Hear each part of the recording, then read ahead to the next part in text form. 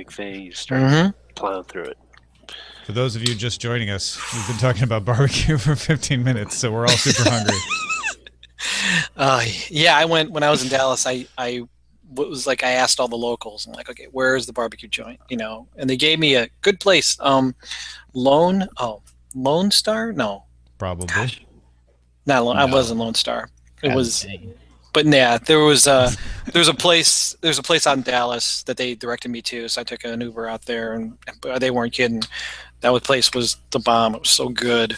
Oh my gosh! Next time I go to Texas, I got to go check out Franklin's barbecue joint, because they said people sit out there for 4 hours to get a taste of his brisket. Yeah. And then he he's up early in the morning, and then when he runs out, that's it. There's no more. That's it for the day. And he could probably sell out in a couple hours. So you got to get there super early, sit out there. Yeah, another good sign of a good barbecue joint is when you leave the place and your clothes smell like smoke. Hey, oh yeah. That's the Salt Lake in Austin. Well, actually, in Dripping Springs outside Austin. That's where if you go to the original one, but that place is good. Oh yeah. Man, no, I'm hungry. I know. Text Jeff in the chat room is like, YouTube. I had to skip lunch today, and the first word live on YouTube is barbecue. Finding good barbecue joints, you know. I mean, we're starting to get some really good barbecue joints here in Cleveland, which is great, because they're ones that are like actually reputable. That like if someone were to visit, you'd be like, let's go to this place. There's also a really good chicken joint that opened in Lakewood, which is called Chow Chow, which makes incredible fried chicken. Oh my gosh! You know what? I think I just saw one in this area the other day. I drove past and I think I saw something called a Chow Chow. Chow Chow. Well, this is. I know. It's not a chain. But I'm sure if it's called Chow Chow, it's probably good. It was funny because it was an Asian name, but it was fried chicken. Oh, and so it's probably like an Asian, yeah. Well, you know, the fried chicken is huge in South Korea, so I wouldn't be surprised if some of those places are making their way over here, because I love fried chicken. When we went to the baseball game in Seoul, the thing to do, what the locals were telling us, is you get your fried chicken outside. Because that's what you eat. You eat fried chicken at the baseball game. You get your fried chicken outside because it's cheaper and better than what you get inside, and then you take it in with you to the ballpark. They let you bring it in? Jeez. Yeah. I have to amend my guilty pleasure. It would have to be Popeye's spicy fried chicken. Popeyes. Oh my god. Man, I had Honey's kettle fried chicken last night for dinner. It was so good. It's like that Long John Silver's batter on fried chicken. That sounds amazing. It's really good. Hey, that A-frame that we went to was really good. With the beer can chicken. Yeah. I've done a couple of those. That usually comes out pretty good. Mm-hmm. Yeah, that comes out really good. We should probably at some point make sure that we're all good for the show. We are talking about food. So. I think I just gave you control, Roger. Double check. And then Chris, host of SMR Podcast, right? Yes, sir. smrpodcast.com. Any questions about the lineup? No, we're good. All right. I got my pizza here. Are you going to eat the pizza during the show? No, I saved a couple slices as examples. A clear sign it wasn't that great. Yeah. Now, are you going to talk about it in relation to stuff like Grubhub and stuff? And yeah, maybe. I mean, it's possible. For me, it's more about the technology and. Yeah, I want to talk about how well the bot worked and sort of the simplicity of the ordering platform. It wasn't perfect. And why is this not on every retailer in existence? Yeah. You know, it was funny, like when you said that in the email, and I'll mention this again on the show, I went to check. I was like, well, maybe we just don't know. Maybe they're, not spreading the word. And it's not a desert, but that bot platform does not have a lot of compelling things on it yet. Shame. Absolute shame. But yeah, we'll talk about that. Yeah. All right. Well, we can get going whenever, I think. You good for art, Len? Oh, yeah. Yeah. This actually, this will be an interesting one off from last week, the beautiful, Django print. I have that up behind me right Oh there. yeah, there it is. I didn't even see that. Yeah, it's a total 180 from last week's. Yeah. Well, one would expect For pizza, that right? might happen. And Super Bowl. So we'll see. Yeah. We'll see. Oh, cool. Good. Okay. Well, then let's get rolling then. Everybody ready? Oh, yeah. Here we go. The Daily Tech News Show is powered by its audience and many Texans, not outside organizations. To support the Daily Tech News Show, visit dailytechnewsshow.com/support. This is the Daily Tech News for Friday, February 3rd, 2017. I'm Tom Merritt. Joining me today, Chris Ashley, host of the SMR podcast. Good to have you as my co-host today, man. Thank you, my friend. Thank you for having me back. What it do, DTNS? It's been too long, but not as long as the last interval, so we're getting better. I'm getting, That is getting true. better at That this. is true. I was We're so gonna excited talk- about the email. We're going to talk pizza, actually, and bots. Okay. So just hang on to your dinner plates, I guess, and your phones. Also, alongside Len Peralta here to illustrate the show. Very glad that we're talking about pizza and bots, right? Yes. Oh, we love pizzas, bots, food, Super Bowl. It's all good. It's all good. It's all gonna be good. Let's get into the top stories. Snap Inc. That's if you forgot, Snapchat changed its name to Snap Inc. The product is still called Snapchat, but the company is called Snap Inc. Filed its S-1 paperwork with the U.S. Securities and Exchange Commission Thursday. That's part of its initial public offering of stock, and we get loads of details from that. They had filed confidentially, which if you make less than $1 million in revenue, you can file confidentially at first. But at a certain point, you have to make it public so that the public can decide if they want to buy your stock. They want to raise $3 billion. So here's what they've got. Non-voting stock. This is interesting to stock people, not so much to us tech people, but if you buy stock in Snap, you won't get a voting share. They're keeping control of the company. Non-voting stock will be sold on the New York Stock Exchange under the symbol SNAP, as we were wondering. Snap had $404 million in revenue in 2016, up almost 500% year over year, with a loss of $514.6 million. But they're in those early days where big losses are expected as long as that revenue keeps going up. And when you raise 500%, that's a pretty good direction. Snap reports more than 161 million daily active users, mostly in North America. They visit the app on average 18 times a day. There was a little slowing in user growth in Q4 around the same time that Instagram Stories launched in August. Snap employs 1,859 people, or it did as of December 31st, and is committed to using Google's cloud infrastructure for the next 5 years. That is significant because Google's cloud infrastructure doesn't work in China. So if Snapchat did want to go expand into China, they would have an issue there. Any of these details stick out to you, Chris? Yeah, a couple of them actually. It seems like there's so many nuances to this that you wonder how is this going to turn out. First off, it still amazes me that advertising is such a big revenue generator for so many different companies. You would think that it would just be limited to the Googles now, especially for online stuff and maybe the big firms that exist. But it just seems like every time you come up with a company, you probably, especially an app company, how are you going to get advertising in there to make all these millions of dollars to grow the company? And then can you maintain it? Is always something of interest to me as well. So, and that would be the thing, because the companies with this technology here that's easily copied, as you can see that Facebook has been doing already. How are you going to pivot what you're doing today to make it stand more relevant for future investments? So those are the things that kind of interest me from the technology standpoint. But then this deal with Google, Apple had to move to China to get growth, and now they're looking at India. How is that a smart move for them to side with Google if it's going to hamper them when it comes to growing the company, which is what investors are going to be looking for? Which, by the way, side note there, if it wasn't obvious to you, this is a problem with Google's cloud services being competitive too, because worldwide companies who do want to do business in China may not choose to go with Google Cloud. They may choose to go with somebody who is able, like Microsoft or Amazon, to operate in China. So that's kind of a side note to this as well. But yeah, you're right. That implies that they're not that concerned about that market yet, that they really want to grow in the Western Hemisphere, in North America, maybe South America, Europe, or possibly they see Africa. They're just going to jump right past China and India and target Africa. There's no indication of that Right. I'm just making that up. But yeah, it is something when you're in a 5-year contract like that, you've obviously set that aside for the time being.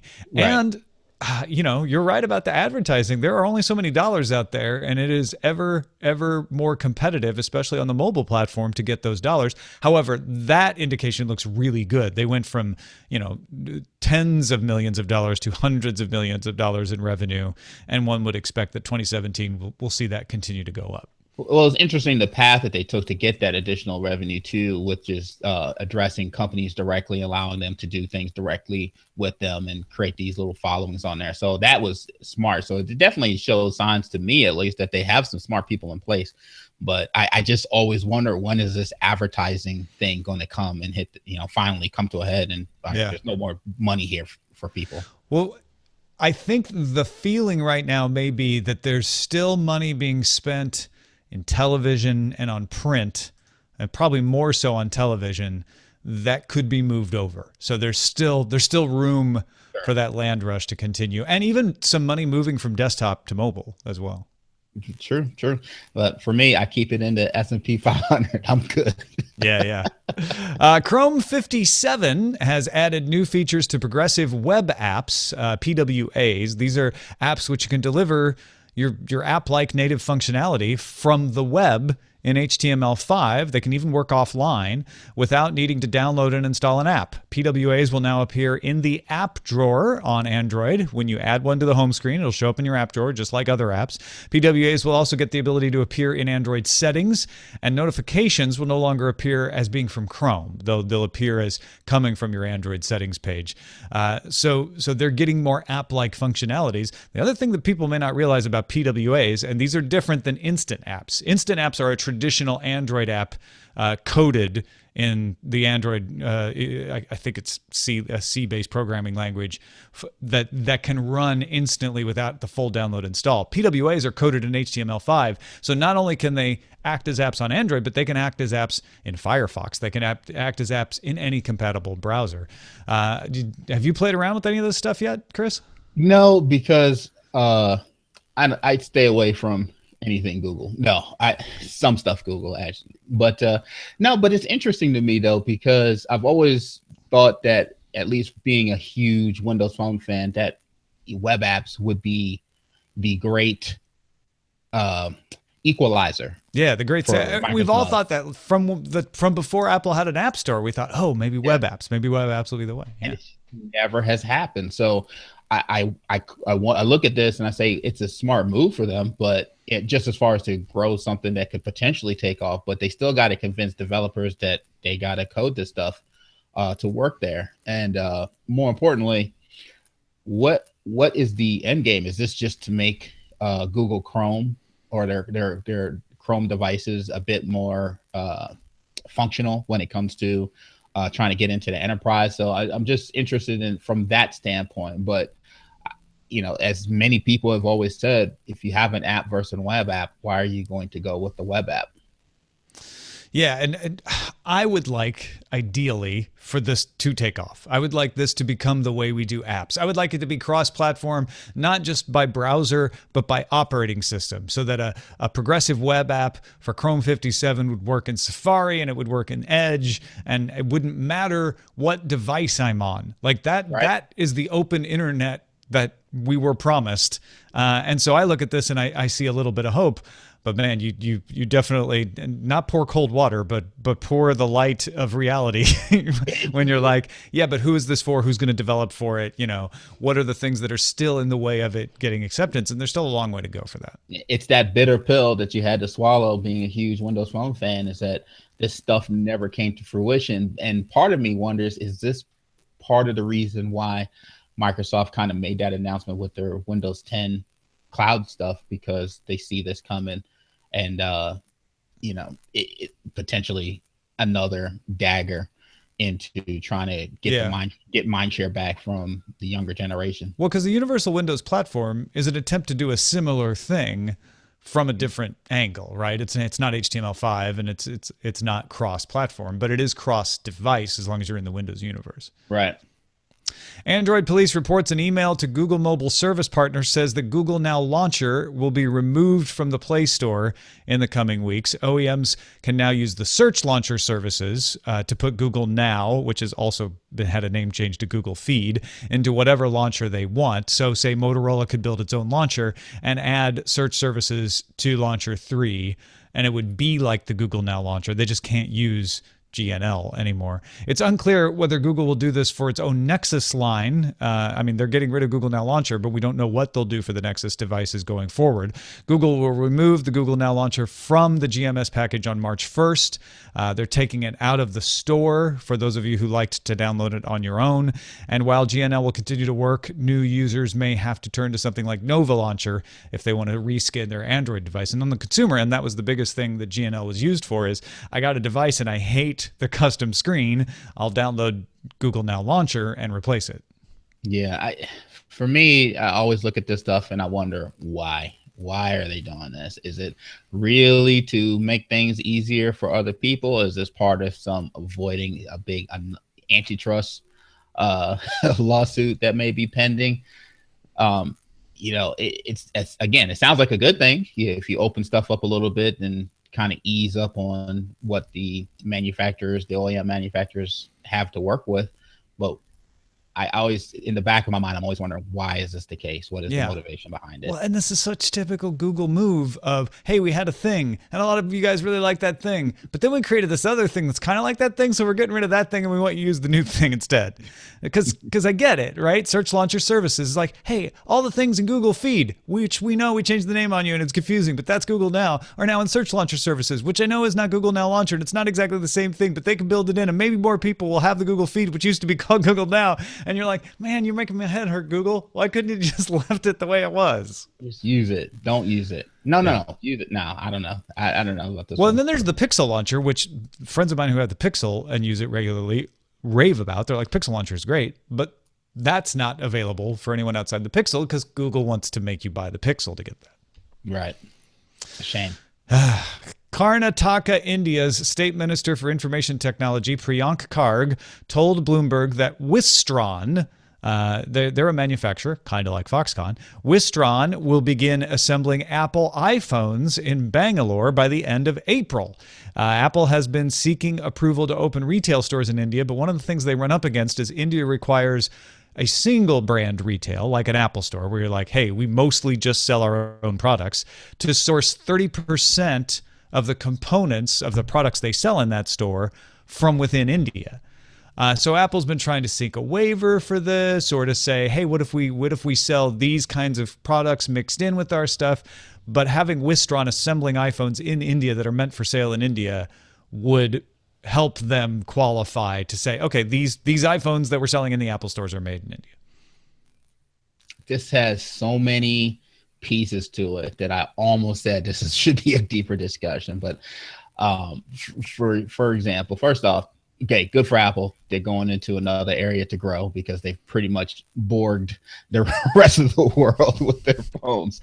But beyond that, you when you look at all the complaints that's been going on here about jobs leaving the United States and opportunities leaving here, and then the tax breaks that are being used to shelter money. And then you look at part of the story where I mentioned that they demanded a 15-year tax holiday as part of the deal. And I would like that kind of holiday, please. Thank you. What a holiday that would be. Oh my God. If you're listening to holiday every day. Yeah. But, I get it. These are the things that these businesses have to do. They got to respect their shareholders and keep these things profitable. Well, and Prime Minister Modi in India has been doing a lot of the same things that President Trump in the United States wants to do, which is encourage companies to locate in India and sell devices to Indians, hence this 30% rule. So we're moving into a world where it's not just the United States that's doing this. A lot of countries are saying, well, we need your data to be located in our country. We need your manufacturing to be located in our country. Russia is doing the same thing, saying data has to be located in Russia if you're going to operate. That's one of the problems that LinkedIn has run into, and now Microsoft owning LinkedIn has to deal with. So this could become a trend where companies have to locate these factories, or in Apple's case, the contractor they deal with has to be located locally in order to meet the policies of the various leaders. Oh, that's the other aspect of it that was interesting, because that one line where it says they had to meet the requirement where the 30% of components have to come from India's manufacturing. I think that's awesome that they're doing that. I have no beef with that. These guys got to look out for number one, and I think it's a slick play. So I would love to see what the final deal turns out to be, and then let's see if some of that stuff starts to translate to America as far as dealing with companies. You can make an argument that these sorts of policies can raise prices, because maybe the most efficient place to make an item is not in the same country that buys that item. And I'm not talking about just the United States or India here. That could be true all over the place.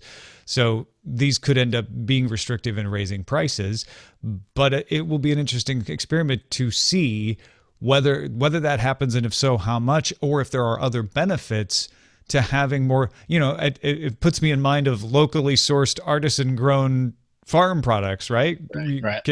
Maybe there's an advantage we're not seeing to locally assembled iPhones. I don't know. Right, and it's possible too that some of these restrictions raise the price only in that region. So it's a very interesting start to what could be a case study for how to move. Kind of along the same lines, or in the same general, like putting something in a particular location to achieve a certain economic result for that region, Microsoft is going to move its Michigan Microsoft Technology Center from Southfield, Michigan, a suburb, to the one campus Marcius building in downtown Detroit, starting in early 2018. Microsoft signed a 7-year lease for 40,000 square feet of space on the 10th floor of a building that is managed by Dan Gilbert, who also happens to be the founder of Quicken Loans, which is one of the tenants of the building as well. Quicken Loans moved from Livonia to downtown Detroit in 2010. So a little bit of a revival of Detroit story going on here, for one thing. It is becoming a more vibrant downtown, and I was just there a little over a year ago and saw that happening. And bringing Microsoft in from the suburbs, very bad for Southfield, Michigan. Southfield, Michigan is having a vacancy problem now, but very good for downtown Detroit.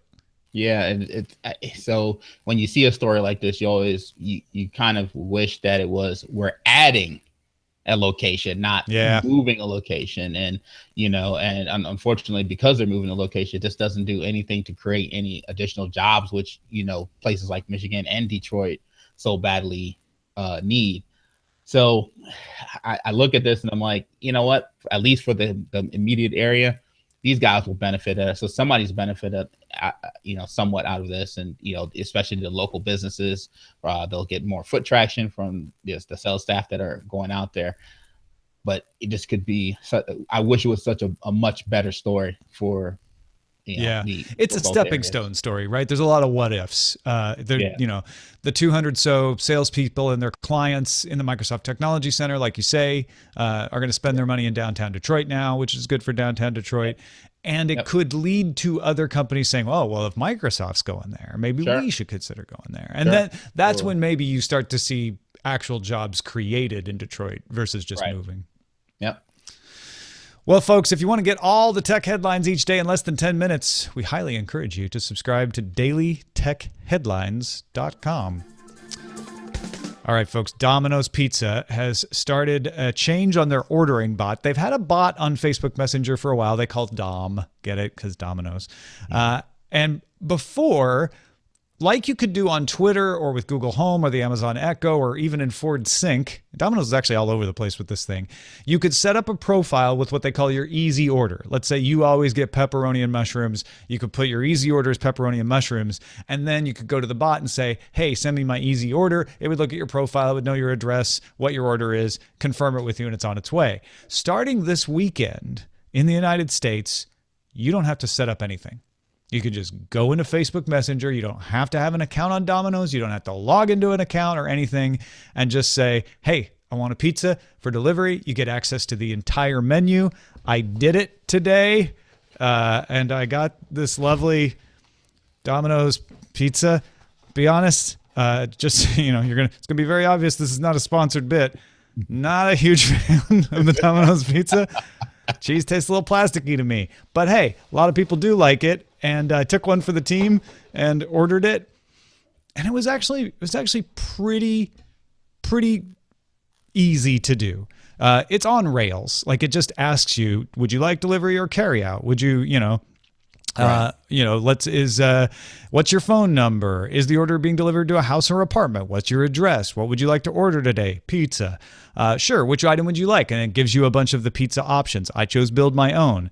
And then it said, what type of crust do you want? I said thin. What size pizza do you want? Small. Sorry, crunchy thin crust only comes in medium large. What would you like to add next? Sausage. I'm sorry, I seem to be having trouble understanding. Medium. What type of crust do you want? Thin. I've got a medium thin pizza. Would you like any toppings on that? So you can see, I had a little glitch. That was the only time it ever went off the rails for me. The rest of the time it worked fine. And the pizza showed up in, around 30 minutes. So this is pretty interesting, Chris, and I know this caught your eye because you had a very pertinent question as to why Domino's is the only one doing this. Well, yeah, because when I first looked at the headline, I was like, oh, okay, that's interesting. And then I thought about it. And when I read the article that they were using Facebook Messenger, I kind of got a bit annoyed. As happy as I am with Domino's for taking technology and trying to grab the youth and the people that have phones in their hands all the time. Why the heck is this not on everything? I get so annoyed when these companies like Facebook and PayPal, they have the platform that everybody's using, and they just don't seem to expand it to the places ahead of where people would want them. Facebook announced this week that they're approaching 2 billion active users. How is this platform not being built out where you can handle payments? Because one of the things is you had to pay cash with this system. Why don't you have a payment system that can handle that part of it, Facebook? Why is this not at Home Depot where I can pre-order and then through Messenger and then go back and pick up stuff? When I go pick up my order. Best Buy. What is going on? This is so cool. Yeah, I mean, Domino's has said they are looking into adding messenger payments so that you could use your credit card and prepay, but messenger payments from Facebook is in beta. So they can't, I guess they don't want to launch right into something in beta. So I did have to pay in cash, but that was fine. It wasn't the end of the world. I do prefer the sort of, you order on an app and you pay right then, so you just get the food and you're done. But yeah, it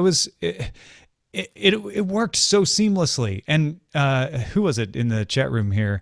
I think it was Knots said, seems like more work than using their website, unless I misunderstood something. I don't know, man. It seemed easier than using the website because I didn't have to think. I didn't have to find anything. It just asked me the questions and I answered. Like with a website, I'd have to go find the form, choose the thing. Log in, create a profile. Yeah, I mean, granted, that's not very hard either. I'm not going to complain about that. But relatively speaking, this was a breeze. Yeah, and I love what the application this could be. And hey, PayPal, how are you not partnering with Domino's with Facebook already to handle their payments for them? Yeah. Oh my God. Well, Facebook was to keep the cut. That's why they're not That's why PayPal is partnering. But yeah, I imagine they jumped on it early on, right? And then maybe they get cut later. But what could have happened? What could have been? Anyway, or what could be still, just not give up hope yet. No. Once Facebook gets their payment system, that's a wrap.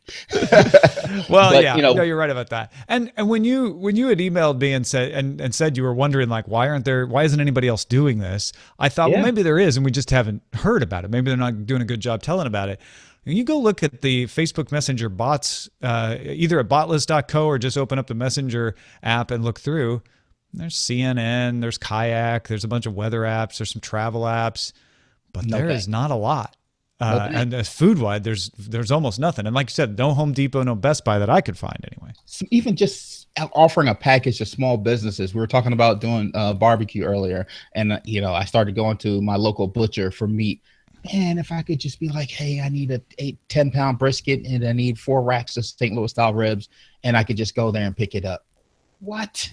Yeah. What? So here are the bots. When I open search on Facebook Messenger, here are the suggested bots. Geo News English, Christina Million, Remit Radar, Swelly, 1000 Picture, and Hope Modi Support Bot. about Prime Minister Narendra Modi. I'll be messaging all of those guys. I mean, I don't want to rain on anybody's parade if they're like, oh no, I really like that bot, but these are not the bots that most people are looking for. I don't think. Not at all. And I'm a local pizza guy. They should be doing this. My grocery stores should be doing this. I'm not saying you're gonna go, when you're doing your big weekly shopping, your $400 shopping, that you might want to be messaging back and forth with a bot to get your grocery in order. But man, I just see the applications of this in so many different places, and the usability of it. I don't know why Facebook has not looked at this and like, you know what? Because even then we talked about using ads to make revenue. These guys should then be paying money with ads to advertise during these bots, and boom, there you go. Here's our coupon. That's an ad, and if they use a coupon to get more money, I mean, I can just see the endless possibilities through here. And I was so one of the reasons when I dropped DirecTV and they asked me, well, what are the reasons why you left us, and aside from pricing and all that stuff, but I said, you guys stop innovating. There's nothing cool about you anymore. TiVo to me is way cooler than you, and that's why I use it now. But you guys used to be the first ones to have web stuff that you could do. You could record stuff through the web, even though it was just click and add. But you guys stopped doing it, and it seems like, I know that there's always a crunch to where you're going to spend your dollars, but stuff like this would interest me, even though I am not a Domino's Pizza fan whatsoever. But that interests me, being able to use something like that, because I'm in Facebook Messenger all the time. I'm a fan of Facebook. So you can order a Domino's Pizza with a Samsung Smart TV on your watch, by Twitter, through Apple TV, through SMS, and now by Facebook Messenger bot. And Facebook Messenger bot, don't even have to set up an account. Is that enough? Chris Ashley, I'm going to ask you the hard questions. Is that enough to make you start eating Domino's Pizza? Oh, no. I am not a fan. All right, fair enough. But respect for the technology. People, yes, I will tell other people that are Domino's fans that they should check this out for sure. Yeah, definitely. And like I said, with that one minor little bump where it didn't really recover from the fact that I asked it for something it couldn't give, right? I asked for a small, and it's like, oh, we don't have small, and then it didn't gracefully recover. So this thing, the machine learning isn't like super impressive there. Like I said, it's on rails, but it got back on the track fairly quickly. So, and you would hope that would improve with more usage. Yeah, hopefully, right? Hopefully it's learning the more people that are using it. So anyway, well done, Domino's, on the bot. Thanks to all those who participate in our subreddit. You can submit stories and vote on them at dailytechnewsshow.reddit.com. Got several good messages to get through today. Ryan wrote in about his 100 megabit per second connection from Time Warner Cable that never met its maximum and eventually became a 50 megabit per second connection as the area he lived in became more and more populated. In fact, he claims that Time Warner said, we never had a 100 megabit per second connection in your area. And he's like, okay. Anyway, he writes, they haven't upgraded their cable infrastructure for as far back as I can remember, but their current saving grace is that they did promise fiber by the end of 2017. Nobody will say who it belongs to yet, but thanks to a subcontracted cable installer, there's now a fiber line running right across my front yard. Whenever I have to stream video demos in a conference call at 5 megabits per second, I can't tell you how hard it is not to run outside and just splice my own line into that fiber line. Can you imagine just having that right there in your front yard, taunting you? I can't imagine it, because they refuse to bring fiber in my area. In fact, you think you got it bad, my friend. In my area, I'm a Comcast user. They're not even planning on putting fiber in this area. They're only putting it in areas where Verizon Fios is. So in the old areas, you're screwed. They're only putting it where they can compete with Fios. So be happy at least it's in your front yard. I have it from a source that one of the problems with the promised connection versus the delivered speeds in the New York area is the age of the infrastructure there. Yeah. It's just a really difficult, Manhattan particularly, a really difficult area to keep track of what's where the nodes actually are because of the complexity of the infrastructure. That's not an excuse, but that's what it is. And companies are loath to want to mess with that and the expense that it incurs unless they have to, right? Unless they're competing with somebody. And that's what you're talking about. Like where Verizon is competing with them, Comcast is willing to put in the fiber. But if they've got you and you can't go anywhere else why would they bother paying to upgrade the infrastructure? And I got to sell my house to get a fiber. Yeah, that's fair. That's ridiculous. Yeah. All right, got a couple of more reactions to shimmers, which we talked about with Shannon Morse. Those are those little chips that you can't even see that will intercept data between your chip card and the reader.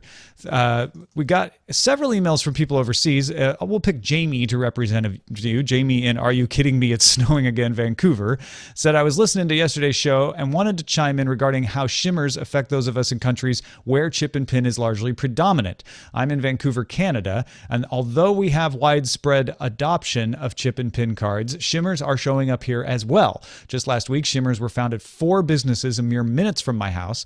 The obvious way to protect yourself is to use tap to pay, as this transfers limited banking information with each transaction, as well as paying attention to anything sticking in when taking your card out of the point of sale terminal, as Shannon was saying. So he's like, if you use tap to pay, then the shimmer can't get to you. And if you feel something a little weird, you might want to ask about it. So even in Canada, people are finding ways to install these devices and extract whatever data they can.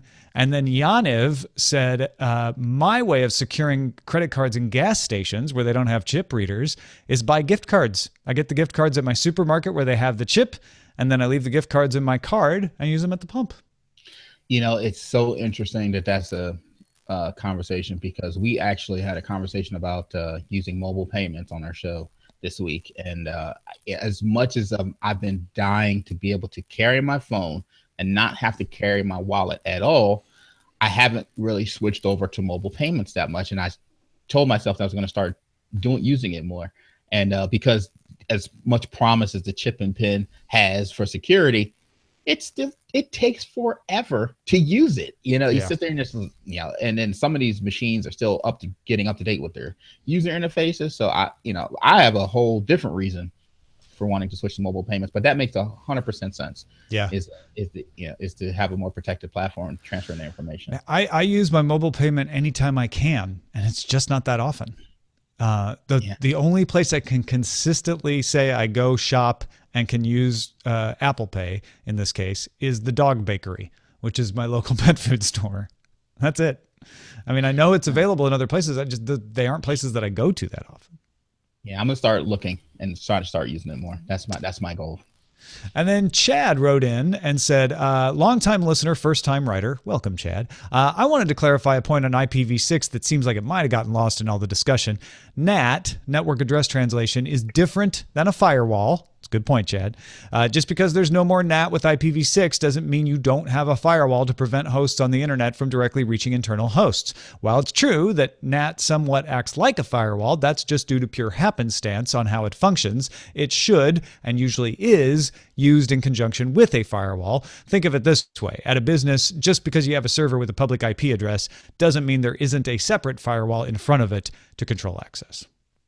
Yeah, makes perfect sense. That's a great explanation. Yeah. Good reminder, Chad. Thank you for the email. And thank you, Chris Ashley, for being on the show today. It was great. Hey, man, I'm always down to come hang out with you. Now, if folks want to find out, like you were mentioning, you were talking on an SMR podcast about mobile payments, where do they go and what will they find? You can always find me and my boys on smrpodcast.com. Just 3 cats talking tech, but it's the most ridiculous tech conversation you'll ever listen to, because we may end up talking about our favorite flavor of wings or our favorite TV show. We don't know, but it's a fun show. Most people that listen and have a good time hanging out with us. Go check it out, smrpodcast.com. Big thanks to all our supporters like Go Whidbey and Billy Roche, and special thanks to Chris Schuler and Karthik Pubal, who just raised their pledges at patreon.com/DTNS. One last thing before we go, we're doing our winter survey. This is where we ask you a few questions about the show. What are you liking? What about different ideas? What would be different? Do you have any suggestions? So please, no matter whether you support the show on Patreon or not, no matter whether you listen one time a week or every day to every minute, go to bit.ly/DTNS2017. That's all caps, DTNS, bit.ly DTNS 2017. Take the survey and let us know what you think. Our email address is feedback@dailytechnewsshow.com. We're live Monday through Friday, 4:30 p.m. Eastern at alphageekradio.com and diamondclub.tv. And our website is dailytechnewsshow.com. Completing the SMR Podcast DTNS Podfeet Alliance. Allison Sheridan will be on the show on Monday. Talk to you then. This show is part of the Frog Pants Network. Get more at frogpants.com. Now, just because he's not drawing my dog doesn't mean I should forget Len Peralta.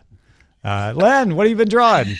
Well, that is right. Last week I did such a heartfelt rendition of Django. I had to balance it with something that's a little bit more, kind of base humor here. Of course, Domino's is making it super easy to order the pizzas, right? And so what's going to come next? Of course, the pizza bowl. So there you go. This is... So wait, he's already ordered the pizza? He's getting ready. Well, no, he's ordered the pizza. He's ordered another one. That's how he's ordering a second pizza now. Yes. Okay. That's how simple the process is. That's what I'm saying. So he's watching the Super Bowl while on the bowl. Yes. And he's saying, "Don't judge me," because don't judge a person like that, because it's very easy. Isn't this just kind of like Idiocracy when he's on the couch watching TV? He's got kind of the look with that red shirt, doesn't he? What is coming out of the phone? I can't quite. Oh, it says, "This is Dom, the Domino's ordering assistant. May I take your order?" He's actually talking to Dom on the phone. Yeah. So you got to go check it out. And by the way, today's the last day. You can order the Django print and have some of the money go to Rocket Dog Rescue. It's been an incredible week. I'm gonna after today, I'm gonna send a nice little chunk over to Rocket Dog Rescue. So today's the last day you can do that. So to order the Django print and ogle the current print, pizza possibly bowl. order that one too. Yeah. Go to lenperaltastore.com. Thank you. Awesome. Thank you, Len. We'll talk to you next time. Diamond Club hopes you have enjoyed this program. All right, that will all be in the main show. There you go. Oh my God, that was awesome. You can market that to Taco Bell, and you certainly. It's sort of the same sort of thing, right? Yeah. It's like ripped from the headlines for you, huh? Ripped from the headlines. Oh my! He ripped from the headlines. Headlines. Hey. Titles. What do we got? Google Not Now. There's Pizza Facebook. There's a browser for that. Google Now makes your head hurt. The Domino's effect. There's also, these are not the bots most people are looking for. It's true. Pizza Getter. Pitsenger. They're trying to put pizza and Messenger, together. Pitsenger. Yeah. Domino's, Portland 2, Daily Food, News Show, Snap the Vote, Snap lets you vote, China Snow. There's a lot. Chrome 57, great on all browsers. Sounds like a club, actually. Chrome. Oh, I like Pizza on Rails. That one's good too. Pizza on Rails. Bot dial Domino's. Bot dial, like butt dial. Oh yeah, that's good. Bots in the morning, bots in the evening, bots at supper time. Go ahead, say Chrome 57 now. Thank you for texting Domino's. IAP, oh my OMG. Okay, the other thing I didn't actually mention in the show because it wasn't as pertinent to the bot experience. The other thing that Domino's does is they give you this little Domino's tracker, and it's got 5 little sections. One is they got your order, one is they're preparing your order, one is they're cooking it, one is it out on its way. Yeah. So I had prep, delivered, out for delivery. Like I just skipped all the intervening steps. They have that on their website too. They show it's baking, it's in the oven. Yay. Yeah, I never got baking in the oven, nothing. It just went from we're preparing, it's on its way. Like, we didn't put it in the oven though. Is it going to show up raw?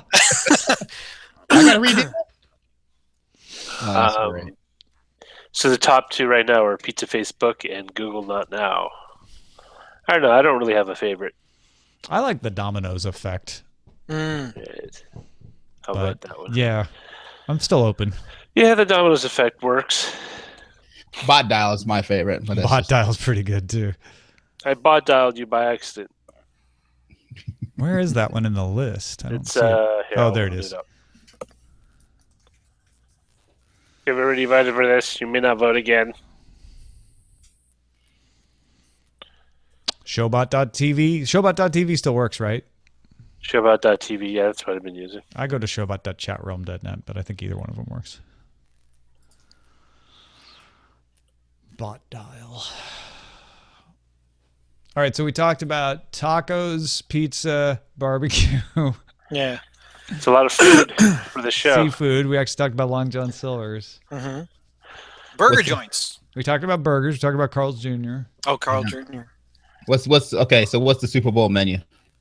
Oh, that's good. Good question. I need to create one. Like I Yeah. need to. Usually, I like doing 7-layer dip on Super Bowl. That's one of my favorites. Okay, yeah, that's a classic. Yeah. I thought about smoking some chicken thighs and some breasts, Mm-hmm. and then I almost thought about smoking my own ham, but apparently you have to brine that thing for about 3 days. Oh, gotcha. And So you'd have to, you can buy them pre-brined, but I don't know. yeah, if, it's if any good. I'm gonna check out my butcher and see what they got and see if they have one that's already done. But if No not, wings? get No that. wings? So I'm a huge wings fan, and I smoked some wings last week. And Oh, okay. not that could I definitely smoke some more wings or do Sure. some more wings? Because I have an air there's no fryer. legal limit. Yeah, exactly. And I have an air fryer too, and that I kind of like it because I like dry rub wings myself, and so I'll smoke the wings and then or put them in the air food fryer. tech show. You got that smoker. You got an air fryer. I thought about just doing something, just talking about this stuff and getting other people to talk about it with me, man. Because I'm a big fan of this tech stuff when it comes to cooking food.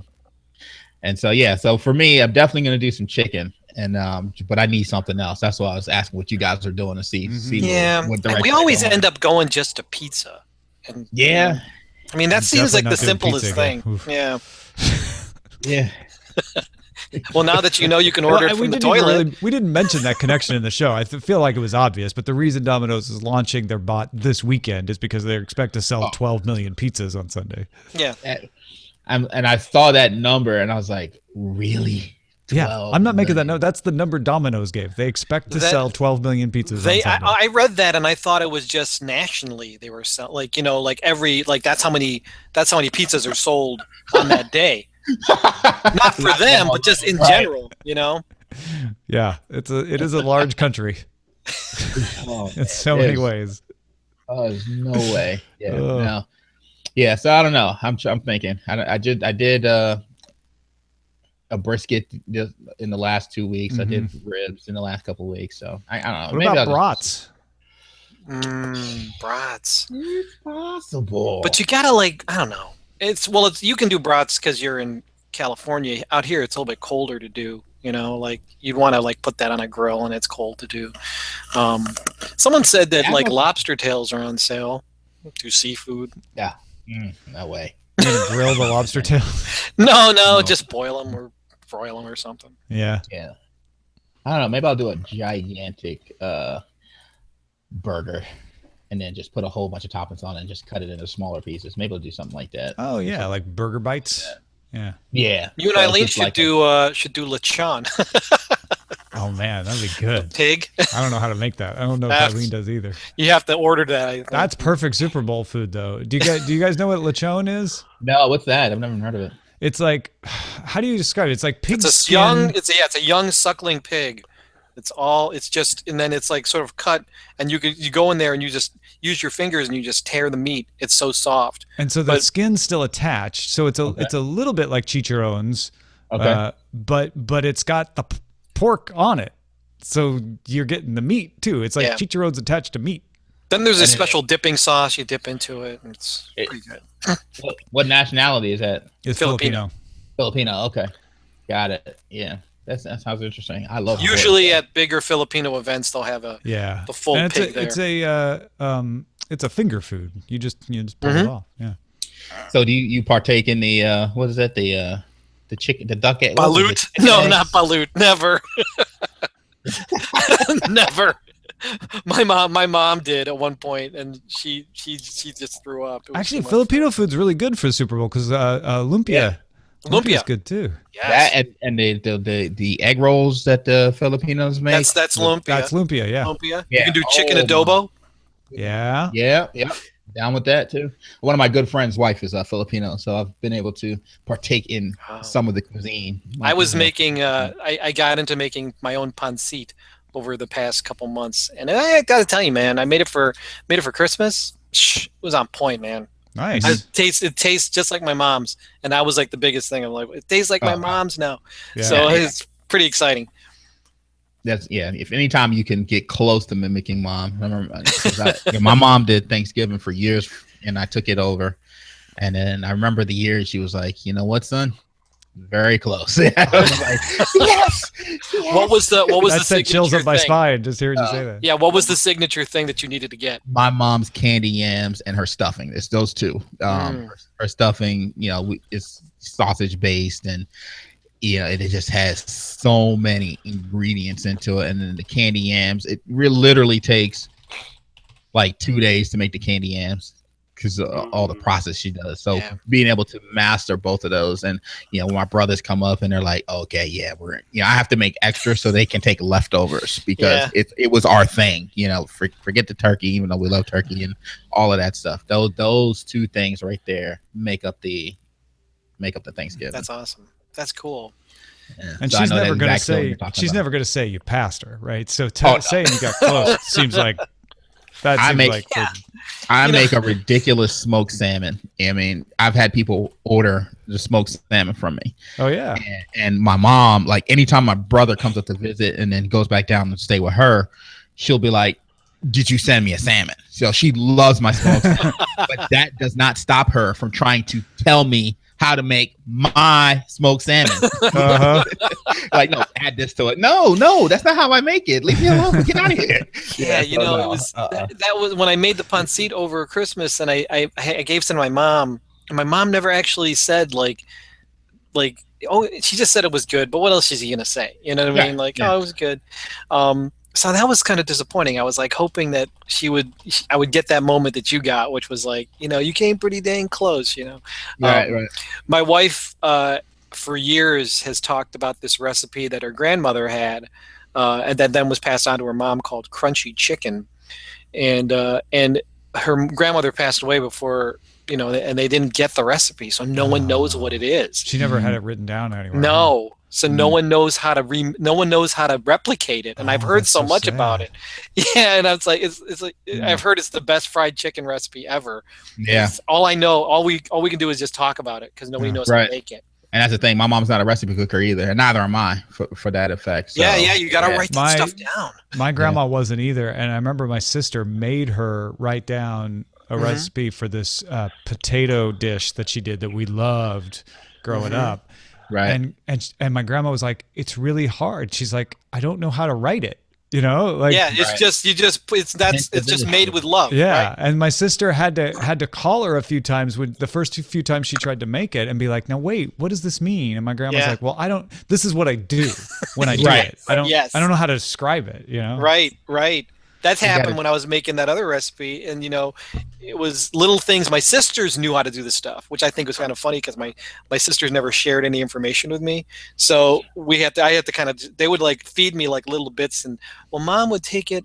She would like, she would take it. And put away some of the filling so that it wasn't all just filling. And there were like little things that you'd have to figure out.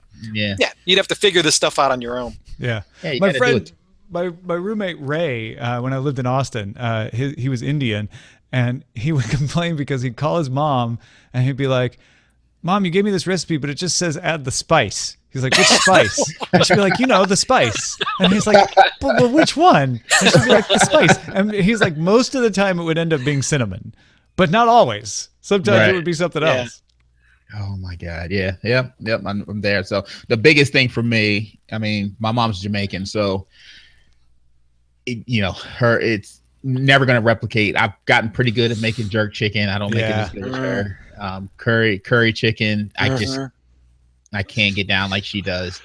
and oxtail. I can't even imagine. There's what those it's like. intangibles, you know, like Yeah. Yeah, I just can't. Yeah. Curry chicken. Ah, that sounds good right now. Oh man, yeah. I tried to make chicken tikka masala the other weekend, and it did not turn out. It didn't work out. It actually turned out tasting fine, but nothing like chicken tikka masala. So What do you think happened? Well, the recipe called for crushed tomatoes, and either I didn't cook them long enough, or the recipe called for too many, because it just came out tomatoey, and I'm like, chicken tikka is not, especially tomatoey. So I don't know. Just experiment. Yeah, I gotta try a different recipe, I think. Don't try. This is what I've learned. Don't try to do the exact thing. It's like try to get it to what you do your own twist. Yeah. Because if you there are things my mom cooks pretty well, and there are things she doesn't cook so well. So I've learned to basically cook all the things I would eat, and it's pretty much worked for me. I follow it the first time, and then after that, I'm like, okay, we gotta fix some of this stuff up and change it up. The first time I usually follow, if I'm following somebody's recipe. Like once my parents had the restaurant, it became less certain items and just kind of throw everything into a single pot, boil it. Like it'd be a bunch of stuff she cooked individually, but over time, the leftovers would just form into one pot, which is fine. It looked weird, but it tasted great. I would eat it. I still eat it. And that's where Roger's goulash. Kind of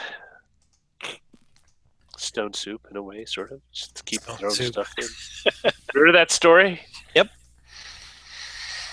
Gosh, stones. I haven't thought about that in years. Yeah, I had that book. I might still have a copy of that book, actually. Like, who gets the stone at the end? Right. I didn't. That was the thing when I didn't realize that. Like, oh, I get it. It's like that's like the baby in a king baby cake. Whoever gets the stone. You got to make the stone you got to soup. start the soup next year. Oh yeah, I am now officially hungry. I had a really good soup. I had a really good soup for lunch. It was a spicy crab and rice soup. It was good. How do you get the crab to eat all the rice? Yeah, that was very, very tricky. It's a little tiny mandibles. You got the little tiny spoon. Yeah, I gotta go find me some food. Yeah. Hey guys, thanks a lot. Chris. Thank you for being on the show. Absolutely. Anytime you want me, I'm here. We'll have you back soon. Okay. If you get the itch, just ping us, just bug us. We'll have you on. You got it. All right. You got it. Thanks. All right, guys. Have a good weekend. Bye. All right. Domino's Effect is going to be our headline.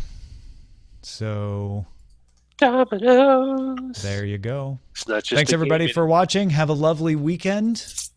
We'll be back with Allison Sheridan on Monday. I don't know why I'm ending every sentence like this, but I'll talk to you Monday.